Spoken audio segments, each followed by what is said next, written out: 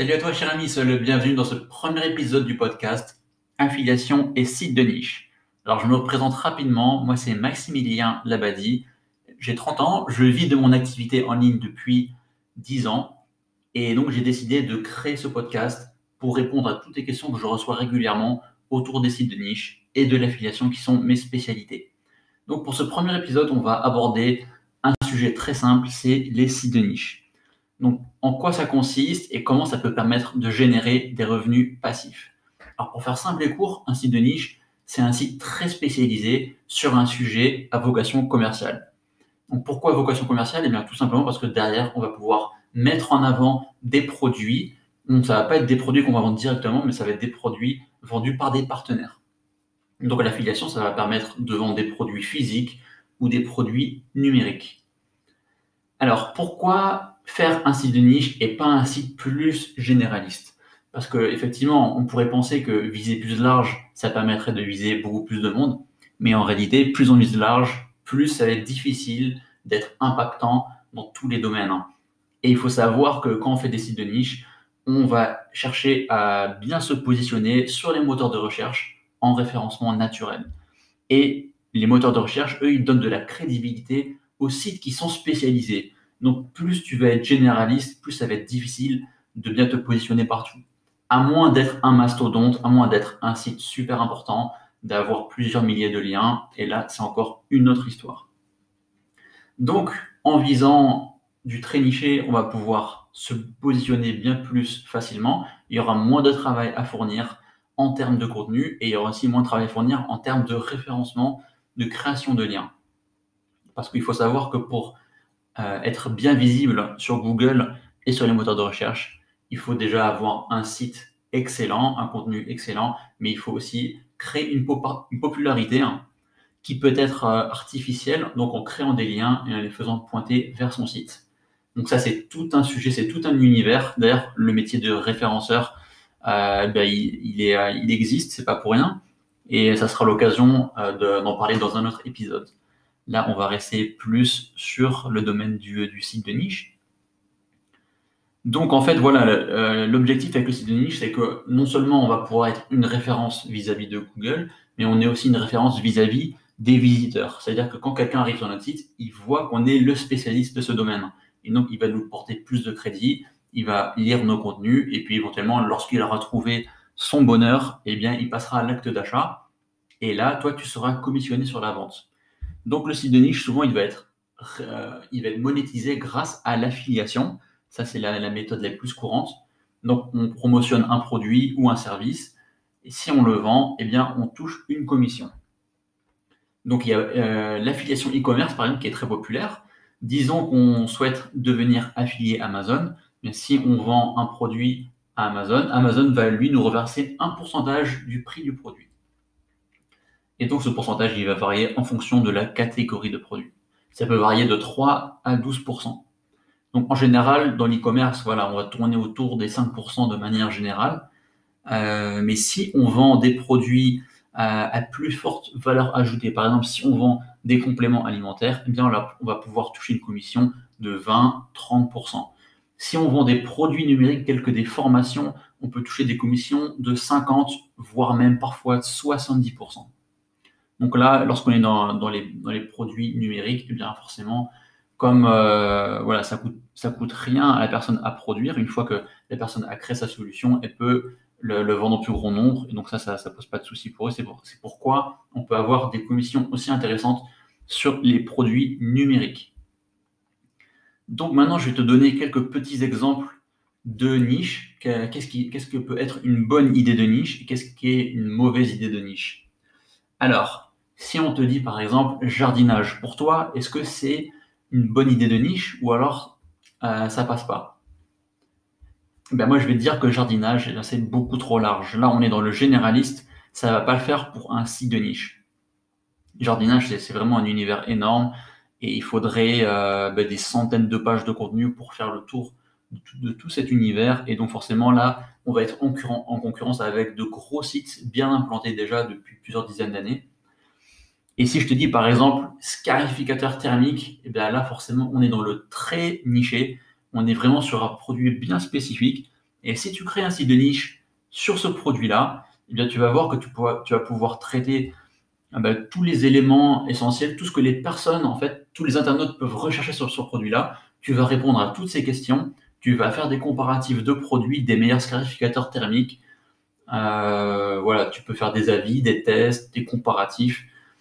Et voilà, tout ce qui a vocation commerciale, eh bien, tu vas pouvoir derrière générer des ventes en affiliation. Un autre exemple, table.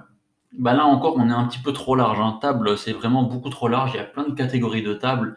Il y a les tables à manger, il y a les tables basses, il y a les tables pour le jardin, etc., etc. Voilà, c'est hyper concurrentiel de viser tout ça.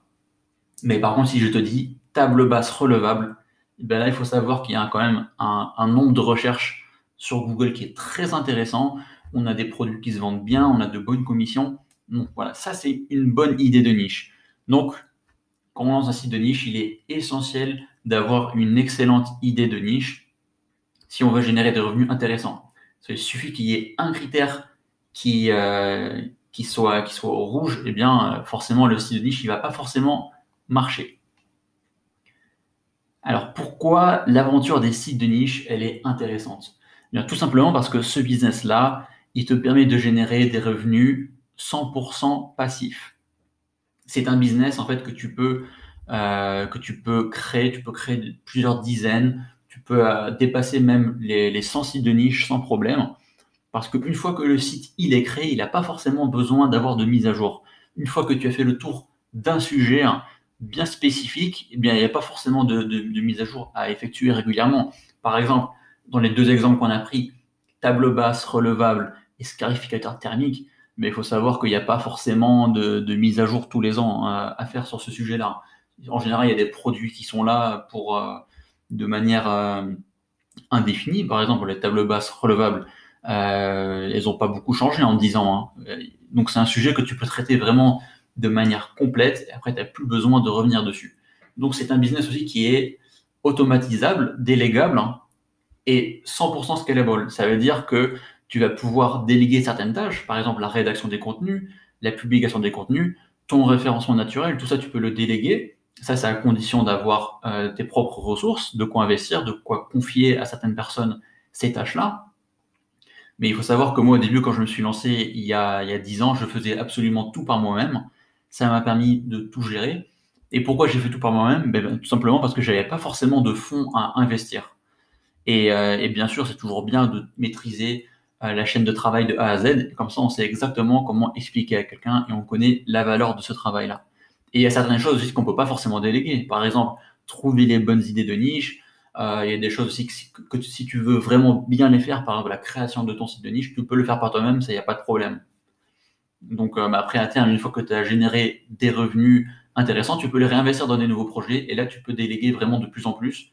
Et voilà, toutes les tâches un petit peu ingrates, les tâches qui te gênent un petit peu, si tu n'es pas trop à l'aise avec la rédaction, eh bien, sache que tout ça, tu peux le déléguer. Et en général, ça coûte pas trop cher. Voilà, donc les sites de niche, ça peut t'apporter tout simplement une liberté financière, une liberté géographique et une liberté temporelle, parce que tu as des revenus récurrents qui arrivent et tu peux donc en faire ce que tu veux, tu peux l'utiliser pour tes propres besoins, tu peux les réinvestir. Quand tu travailles sur tes sites de niche, tu n'as pas besoin d'être derrière ton ordinateur tous les jours. Ça veut dire que tu ne dois pas être constamment présent pour répondre à tes clients, tu n'as pas de support à faire. Par exemple, si tu as une boutique e-commerce, eh bien, tu dois être alerte tous les jours pour répondre aux demandes des gens, pour passer les commandes, pour faire les stocks, etc., etc. Alors que là, avec les sites de niche, il n'y a absolument rien à faire. Toute la partie vente est déléguée. C'est vraiment délégué aux partenaires. Et donc, nous, tout ce qu'on a à faire, c'est juste avoir le site en place, avoir nos leviers de monétisation et laisser tourner le site. Voilà, donc le fait d'être indépendant financièrement, eh bien, pour toi, ça va vraiment te permettre d'avoir une liberté totale ensuite sur la création de tes projets. Tu vas pouvoir te diversifier, te lancer dans différentes thématiques, même avoir différents business, pas forcément que des sites de niche. Tu vas pouvoir te planifier des grands voyages. Si tu veux arrêter de travailler pendant plusieurs semaines, il n'y a pas de problème, tu peux le faire. Si tu veux travailler depuis chez toi, dans ton petit confort, dans ton petit cocon. Si tu veux travailler depuis un hôtel à l'étranger, dans un café, dans un espace de coworking, bah, sache que tu peux travailler depuis où tu veux. Moi, personnellement, quand je me suis lancé voilà, un petit peu avant 2010, je suis lancé sérieusement en 2009.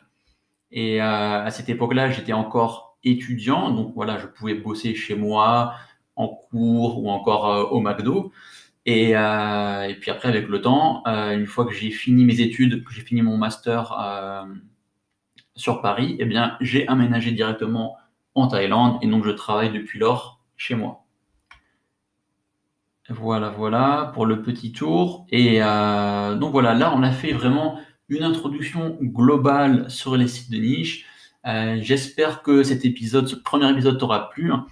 J'en ai encore pas mal de prévus où je vais vraiment aborder tous les sujets autour des sites de niche et de l'affiliation. Donc, si tu as des questions, n'hésite surtout pas à me les poser. Tu peux te rendre aussi sur mon blog webnseo.fr. Tu peux m'envoyer un message sur la page contact ou alors tu peux laisser un commentaire sur un article et j'y répondrai sans souci. Allez, je te dis à très bientôt pour un prochain épisode. Allez, ciao!